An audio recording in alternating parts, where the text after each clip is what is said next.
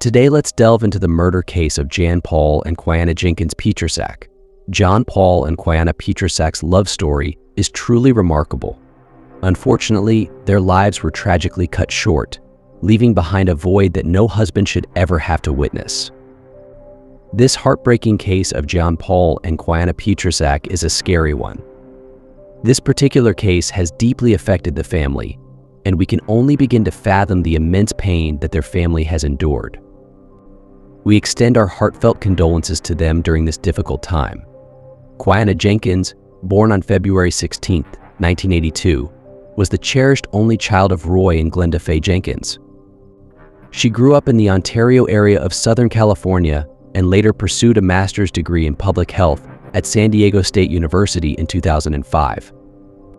Quiana worked diligently as a health education assistant for the county's Black Infant Care Program, with aspirations of becoming a doctor. Pawel Pietrzak, fondly known as Jan, was born on March 13, 1984, in Poland. His mother, Henryka Pietrzak Varga, revealed that he was named after Pope John Paul II. When Jan was 11 years old, his family immigrated to the United States, settling in the Bensonhurst area of Brooklyn, New York. Deeply affected by the events of 9/11, Jan joined the Marines in 2003, driven by his desire to serve his adopted country. His mother recalled him saying, "Mom, we live in this country. We have to be patriotic, we have to be patriotic, we have to give back."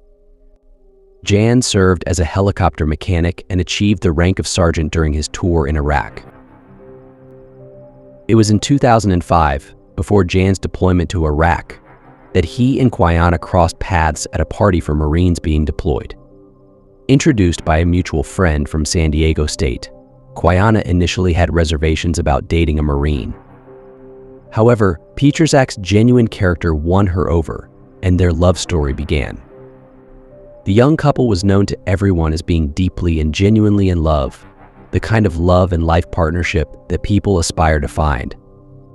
Jan's mother expressed, their love was undeniable, regardless of their different skin colors. They were young, joyful, and completely devoted to each other, with dreams of a bright future and a family of their own. Jan, who was 24 years old, and Quiana, who was 26 years old, exchanged vows on August 8, 2008.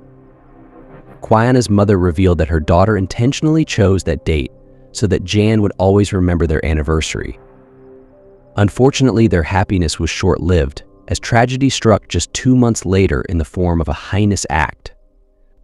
On October 15, 2008, when Quiana and Jan failed to show up for work and couldn't be reached, their concerned co-workers from both of their jobs contacted the police to request a welfare check. Upon arrival at their home, the officer discovered the front door wide open and immediately called for backup. Inside, they found a purse with its contents scattered on the floor near the entrance, and the smell of gasoline and natural gas permeated the house. As they entered the living room, they were confronted with the sight of Quiana and Jan, bound and gagged, lying on the floor. Nearby, a vibrator and a red candle were discovered next to Quiana. Jan had clearly endured severe and merciless beatings, while Quiana had been subjected to brutal sexual assault. Both had been tortured before being shot and killed. The house had been ransacked, and there were signs of attempted arson, although none of the fires had successfully ignited. During the investigation, the police discovered 3 distinct sets of shoe prints throughout the house, left behind by the perpetrators as they walked through the gasoline used in their failed attempts to start fires. Among the shoe impressions were those of a Nike Air Force 1 sneaker and a Nike Cortez. Additionally, racial slurs had been spray-painted on the walls and mirrors of the home. Authorities initiated inquiries with acquaintances, relatives, and colleagues to determine if anyone was aware of individuals who might have had conflicts with the couple. They discovered that Jan was described as a hard charger, someone who maintained strict standards with those under his supervision and would reprimand them if they failed to meet expectations. Additionally, it was widely known that he had recently received a substantial bonus of $30,000. These factors were taken into consideration by the police when assessing potential suspects. The initial suspicion was that the murders could have been motivated by racial hatred, as indicated by the derogatory remarks left at the crime scene. Surveillance footage from the ATM, where the perpetrators used Quiana's card, revealed a blurry image of the suspect wearing a blue bandana and gloves with distinctive markings.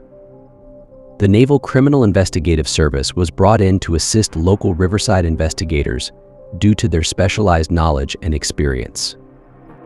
Upon examining the crime scene, the Naval Criminal Investigative Service immediately noticed that although several valuable items seemed to have been taken, Jan's military duffel bag, also known as a sea bag, was left behind. Detectives from the Naval Criminal Investigative Service quickly deduced that the only individuals who would not have an interest in stealing such a coveted military bag were military personnel themselves, as they would already possess one. The local Riverside authorities concurred with this assessment. They had also considered Marine personnel as potential suspects, given that Quiana's ATM card had been used shortly after the murders in close proximity to the rear entrance of the Camp Pendleton Marine Corps base. As investigators continued to interview acquaintances and colleagues, the name of 20-year-old Lance Corporal Tyrone Miller, who was under Jan's command, repeatedly surfaced. Miller had expressed his displeasure with Jan to several individuals. By a stroke of coincidence, a few days following the tragic murders, Miller's name surfaced once again. This time it was due to an alleged shooting incident at a movie theater, which occurred the day before the funeral and was reported as a drive-by shooting. The fact that Miller sustained an injury so close to the time of the murders did not escape the attention of the police. It only heightened their suspicions about Miller, which were already quite high. Consequently, they summoned him for questioning. During the interrogation, Miller initially maintained his innocence and denied any involvement in the murders. He admitted to having minor disagreements with Jan related to work, but insisted that he harbored no ill feelings towards her. He claimed to have been at home on the night of the murders. However, when detectives reminded him that they could retrieve his cell phone records, Miller suddenly recollected that he may have driven through the couple's neighborhood with friends around that time. The police then inquired about his attire during such hangouts. To their surprise, Miller voluntarily disclosed that he and his friends would wear blue bandanas, and he also mentioned owning various types of shoes, including Air Force Ones.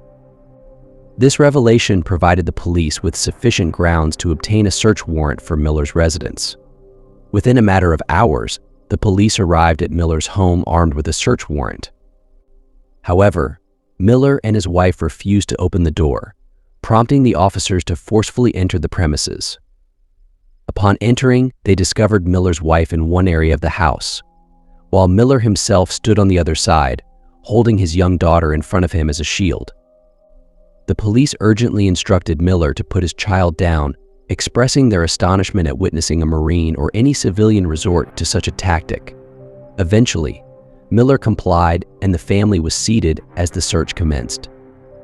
Almost immediately after commencing the search, the police stumbled upon Quiana's ATM card, which was found lying right on the table.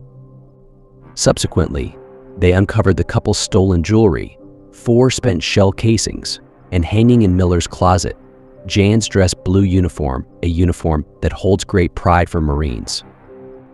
In addition to the aforementioned discoveries, law enforcement also recovered multiple handguns, including the weapon used in the murder, as well as a bag containing blue bandanas, gloves that were seen in the ATM surveillance footage, and substantial DNA evidence. Surprisingly, the police also stumbled upon numerous stolen items and identification documents unrelated to the Pietrzak case, suggesting that Miller may have been involved in other burglaries or criminal activities. Consequently, Miller was apprehended and subjected to further interrogation. Despite the overwhelming amount of evidence found at his residence, Miller persisted in denying any involvement in the murders. However, after approximately 1 hour of questioning, he finally began to crack, although he downplayed his role in the crimes and claimed that his intention was solely to commit a robbery.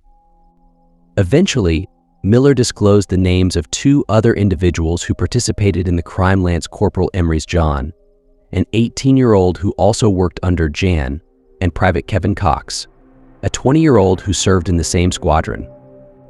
As the interrogations progressed, they discovered yet another individual involved in the murders, referred to by Miller as Psycho. This individual was identified as 21-year-old Lance Corporal Kassan Sykes. All 4 suspects were brought in for questioning, and while each of them admitted their involvement in the events of that night, they all shifted blame onto one another when it came to identifying the shooter and the perpetrator of the rape.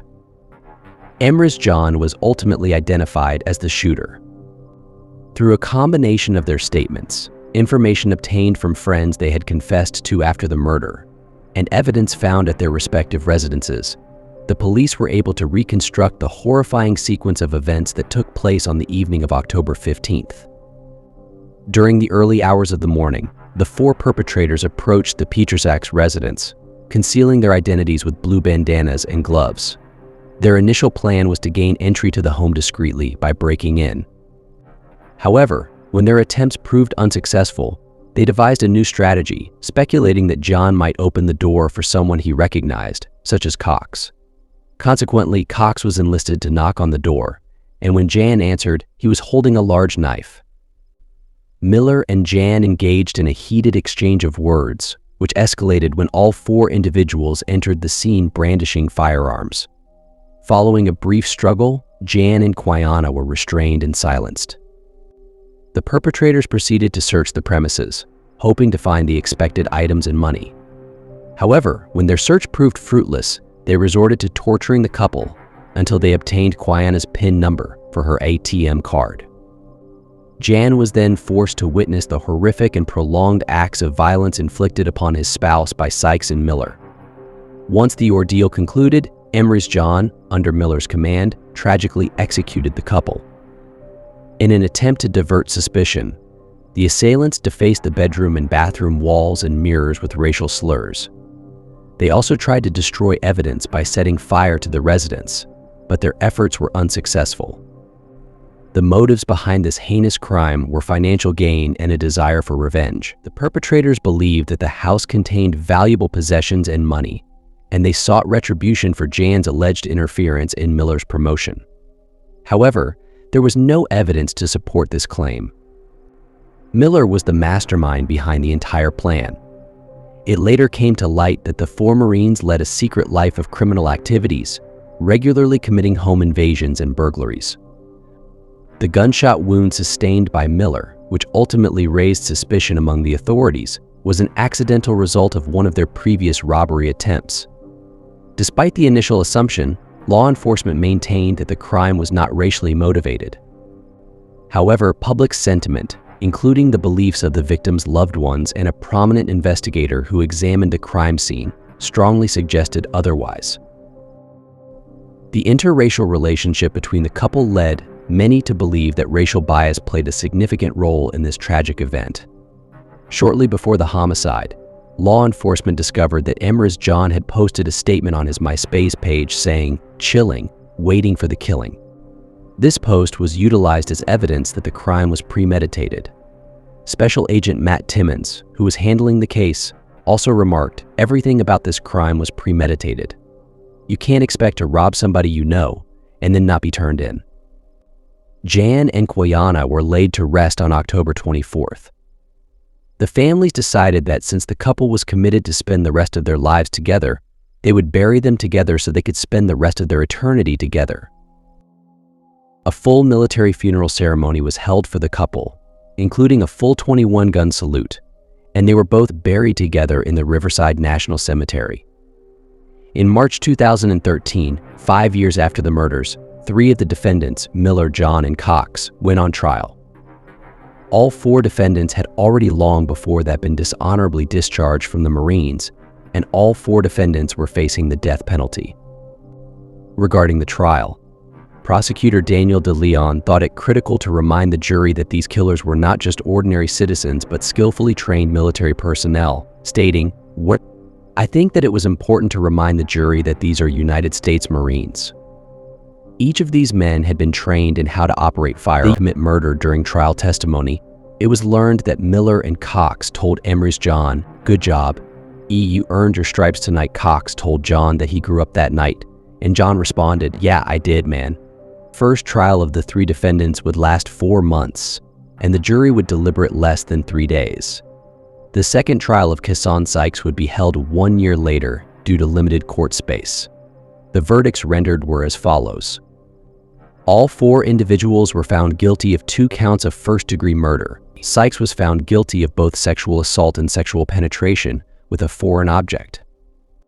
Consequently, Miller, John, and Sykes were sentenced to death, while Cox received a life sentence in prison without the possibility of parole. Currently, Cox is serving his life sentence without the possibility of parole at Chuckawalla Valley State Prison. Chuckawalla is a medium-security facility that, at the time Cox was transferred there, was operating at double its intended capacity, accommodating over 3,200 inmates instead of just over 1,700. As of 2022, it continues to operate at 125% capacity. On the other hand, Miller, John, and Sykes are presently on death row at San Quentin State Prison in California. San Quentin houses the state's sole death row for male inmates and is the largest death row in the United States. All executions in California, regardless of gender, are carried out at San Quentin, with female inmates being transported there by bus for execution. Established in 1852, San Quentin is California's oldest prison and does possess a gas chamber. However, since 1996, all executions have been conducted through lethal injection. Death row at San Quentin is divided into 3 sections: North Segregation, which houses well-behaved prisoners East Block, an aging and deteriorating structure built in 1927, and the Adjustment Center, which accommodates the most dangerous inmates. The majority of death row inmates are housed in the middle-of-the-road East Block section, while the worst of the worst are confined in the section where solid doors were installed on the cells to prevent incidents known as gunning down, or attacks involving inmates throwing bodily waste through the cell bars. In 2019, Governor Gavin Newsom of California issued a moratorium on the death penalty in the state. As long as the moratorium is in effect, the 3 convicted murderers of the Pietrzaks, as well as others on death row, will continue to be incarcerated. It is unfortunate that there is a lack of information regarding the prison life of these individuals, but we can only hope that they experience a fraction of the suffering they inflicted on their victims and their families. There has been significant online outrage towards the perpetrators in this case, with many expressing disgust at the actions committed against a fellow Marine and his spouse. The consensus is that these individuals do not deserve to be called Marines, past or present, due to their despicable actions. While 3 of them have been sentenced to death, for many, even this ultimate punishment does not seem enough to atone for the severity of their crimes. On April 3rd, at a preliminary hearing for the 4 defendants, prosecutors alleged that the motivation for the crime was financial, not racial. Evidence, however, presented at the hearing detailed that 2 racist remarks were spray-painted in the couple's home. Evidence was also presented showing that Jenkins Pietrzak was sexually assaulted and that Jan was severely beaten. Riverside County investigator Benjamin Ramirez testified that property belonging to the couple was recovered from Miller's residence on Camp Pendleton, including bank cards, a bracelet with the couple's names written in polish, and Pietrzak's dress blue uniform. Investigators further testified that footprints left at the crime scene were linked to shoes belonging to the suspects. On May 8, 2009, a recording was played in court of Cox's girlfriend, Melissa Buck, stating that after Cox and the other 3 accused returned home after the alleged murder, they drank beer and that one of them said, "Good job. You earned your stripes tonight." Buck stated that the 4 had carried out other burglaries prior to the killings and that she had gone with them on 1 occasion. In June, Miller acquaintance Justin P. Weisinger testified that several days after the crime, Miller had confided in him details of the assault and killing of the Pietrzaks. Weisinger had accompanied Miller and the other suspects on previous burglaries and home invasions. On August 12, 2009, Riverside County Superior Court Judge Judith Clark ordered the 4 defendants to be tried for the deaths of the Pietrzaks. The rearraignment was scheduled for August 26th. The trial of the 4 was suspended on February 1st, 2011, after Quaison Sykes urinated during a court hearing. The judge ordered a psychological evaluation for Sykes. The jury returned a verdict of mentally fit after 2 hours of deliberations. In response, the judge ordered criminal proceedings to resume against Sykes and his co-defendants. 3 of the defendants, Kevin Darnell Cox 25 years, Emery's Justin John 23 years, and Tyrone Miller 25 years, went on trial for murder and related charges on Monday, April 8, 2013, at 9 a.m. at the Riverside Hall of Justice. 2 separate juries, one for Cox and another for John and Miller, were impaneled to hear the case. The 4th defendant, 25-year-old Kesson Kedron Sykes, was tried separately because there was not enough space in the Hall of Justice for 3 juries. On June 5, 2013, Cox and John were convicted of 2 counts of first-degree murder. Miller was convicted of sexual penetration with a foreign object and 2 counts of first-degree murder. On June 20, 2013, one jury returned a verdict of death against Tyrone Miller and Emery's John, and a separate jury returned a life without possibility of parole verdict as to Cox. The 4th defendant, Kesson Sykes, was sentenced to death on November 7, 2014. On July 19, 2013, in Riverside Superior Court, Miller was sentenced to death. On August 16, 2013, Cox and John were sentenced. Cox was sentenced to 2 life terms without parole. Cox showed no remorse, stating, "I apologize for what happened to the victim's family. I didn't say I'm sorry I did anything because I still don't feel that I did anything to be here for it." He also said he would appeal. John, the gunman, was given the death penalty. Judge Christian called the murder savage and the most inhuman he had seen in his 27 years on the bench.